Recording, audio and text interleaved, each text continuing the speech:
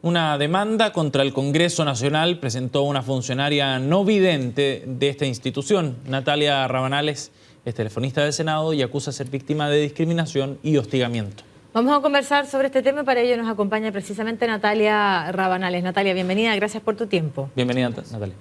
Natalia, en primer lugar, ¿en qué contexto, si nos puedes hacer una pequeña descripción de la situación que te toca enfrentar una vez que tú ingresas a trabajar al Senado? Bueno, en cuanto a mi discapacidad, yo tengo discapacidad visual, baja visión. Tengo una visión de un 15% en relación a la visión normal. Yo veo un 15% de lo que ve una persona normal, lo que me permite a mí desplazarme sin bastón. Y maquillarme y hacer varias cosas.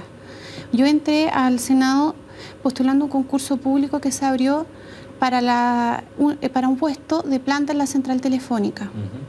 Después de que se desarrolló el concurso, pasando las etapas en las que a mí me fue bastante bien, tuve muy buenas calificaciones, me llama el jefe de personal del Senado para informarme que no había ganado el concurso, que había quedado en la terna, pero que por un tema de inclusión el Senado me iba a contratar para tener una persona con discapacidad al interior de su fila.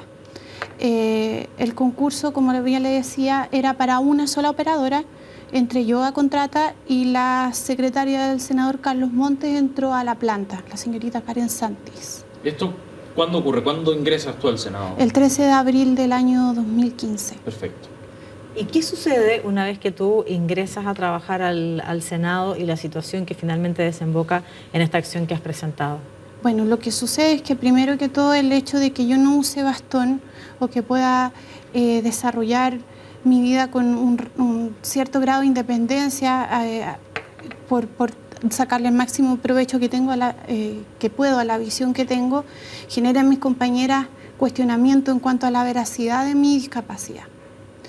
También cuestionamiento a mi forma de ingreso, porque para ellas el hecho de que yo haya entrado por discapacidad no era correcto, considerando que a su juicio la discapacidad no existía y que el puesto era uno solo y ya lo había ganado la secretaria del senador Montes. Por lo tanto, no fue bien visto por mis compañeras el hecho de que no usara bastón, y comenzaron los cuestionamientos y todo tipo de experimentos para saber si mi condición era verdadera o no. ¿Son verdaderos bullying a raíz de tu discapacidad? Sí, experimentos como por ejemplo quitarle todo el volumen al computador que yo ocupo para trabajar. Yo además de ser telefonista estoy estudiando en la Universidad Andrés Bello, estudio Derecho.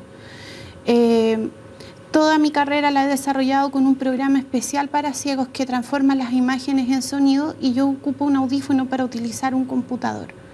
Cuando yo trabajaba como telefonista tenía que ocupar el audífono y un cintillo para contestar los llamados. Muchas veces no podía escuchar los anexos que me lee el programa porque las señoritas le quitaban el sonido, le bajaban todo el volumen, y era bastante divertido para ellas verme como veo un poquito, con la cara pegada al notebook o al computador que tuviera para poder saber qué pasaba. Y bueno, ellas lo hacían como para saber si era verdaderamente ciega o no. ¿Con qué crédito tus compañeras de trabajo dudan de la situación de discapacidad? Con el crédito que da la desenvoltura que yo tengo y que yo he desarrollado. Yo jamás había sido cuestionada por mi condición visual en ninguna parte, nunca.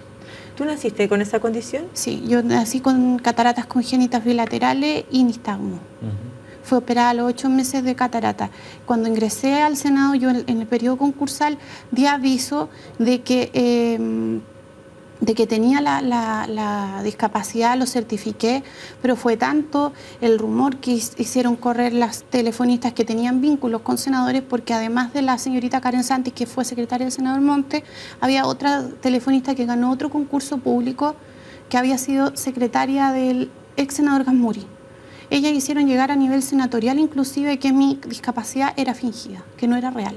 Y cuando esto escala y llega hasta los senadores, me imagino que a alguna comisión en específico o a la testera. Esto escala y a mí se me requiere la credencial de discapacidad del COMPIN. ¿Y tú la tienes?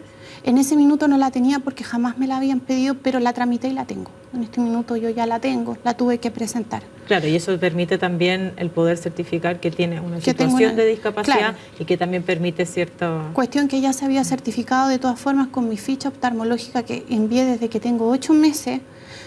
Todas mis operaciones que se me han hecho a la vista, la extirpación de mis cristalinos, yo no tengo cristalinos, me extirparon los cristalinos cuando tenía 8 meses, se extendió certificado de mi contactólogo, yo uso lente de contacto como herramienta para poder ver, se extendieron certificados de mi médico tratante, pero a pesar de todo eso se me requirió la credencial de discapacidad por parte del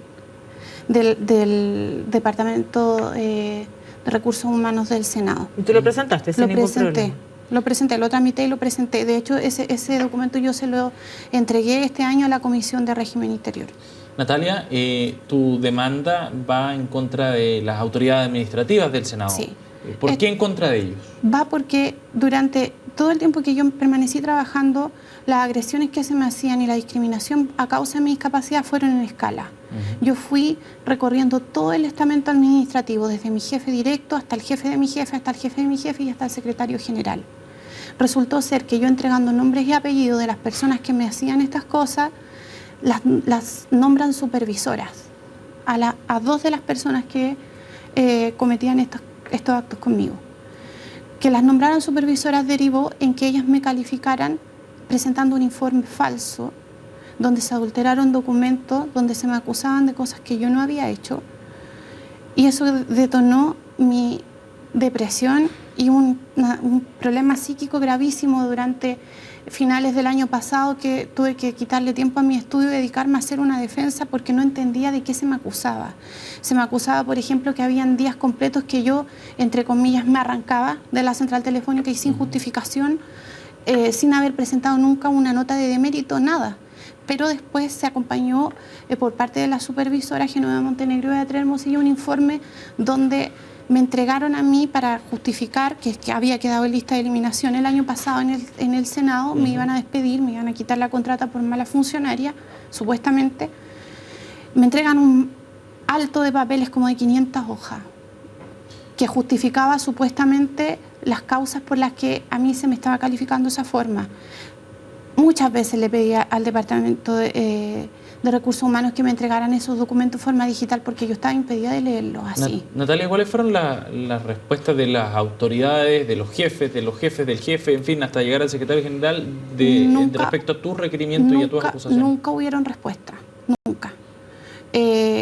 Dentro de los documentos que yo entregué, en la última etapa calificatoria donde yo ya estaba despedida y la última instancia era el secretario general, don Mario Lavé, demostré con la ayuda de gente evidente, de mi esposo particularmente, contrastar los documentos que mostraron las telefonistas donde, por ejemplo, el día que yo aparecía sin ir, según ella, la información que ella había dado, efectivamente yo había marcado entrada y salida, había marcado almuerzo, pero ella me había borrado el tráfico de llamados de telefonista, el tráfico que ella manejaba en una planilla Excel. Otros días que me acusaba de llegar tarde, yo estaba haciendo uso del derecho de alimentación de los niños, o sea, yo llegaba 1 hora más tarde porque así estaba resuelto por el mismo secretario general, que podía, por haciendo uso del artículo 206 del Código del Trabajo. Otros días que me acusaba que yo no estaba eran días feriados. Otros días que me acusaba que yo no estaba había sido porque la misma institución había ordenado que se retiraran los funcionarios para desinfectar. Natalia, nos queda muy poquito tiempo, sí. Solo para finalizar, sabemos que hay una acción que ya fue presentada en la justicia, vamos a ver cómo avanza eso. Como no se hacía nada y yo mantenía con licencia y con un estado depresivo muy grande, el 24 de abril de este año yo solicité un sumario administrativo en contra de estas personas por las calificaciones y un traslado. Y la acción es por eso. Le presenté a la Comisión de Régimen Interior y con copia al presidente del Senado, don Ricardo Lagos, todos los antecedentes y todas las cartas que yo ya le había entregado a la autoridad administrativa dando cuenta de lo que me pasaba. En mayo de este año se me llama para decir que había sido acogido mi traslado y que me iban a derivar al Departamento de Extensión del Senado a trabajar bajo la dependencia de otra persona. Un día antes de que yo me presentara a trabajar, me llama el jefe personal a mi casa para decirme que por una decisión senatorial este traslado ya no se iba a dar. ¿Qué significa esa decisión senatorial? ¿Quién la adoptó?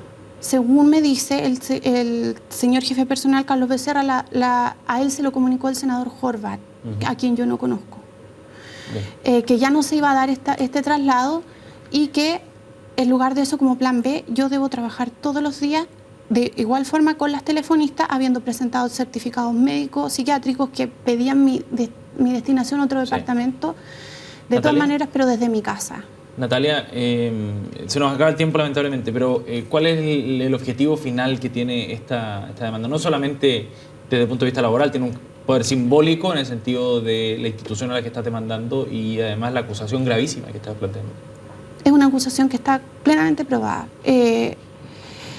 Primero, que cuando en el Senado contraten a una persona para incluirla, efectivamente la incluyan y no la excluyan. El hecho de que para mí me destinen de forma obligatoria a trabajar en mi casa y la de todos los funcionarios en condiciones que no voy a poder desarrollar mi trabajo porque tengo un niño pequeño en la casa que va a estar gritando y yo no lo puedo amordazar mientras atiendo el teléfono, en condiciones de que tengo que hacerlo con una central virtual que obligatoriamente para usarla hay que ver.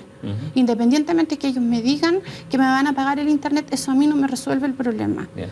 Entonces eso es lo que yo pretendo, que el legislador aplique al interior del Senado las leyes que le imponen al resto de los ciudadanos. Yo estoy en una universidad donde jamás he sido discriminada. Yo soy una alumna más. Yo soy una alumna más que ocupa su computador con audífono y nadie nunca le ha cuestionado que use un computador con audífono, nadie le ha cuestionado nada. Natalia, gracias por haber venido hoy día para aportarnos tu testimonio y datos muy graves además respecto a esta acusación en contra del Senado. Muchas gracias. Gracias a ustedes por la oportunidad de contar mi caso. Gracias.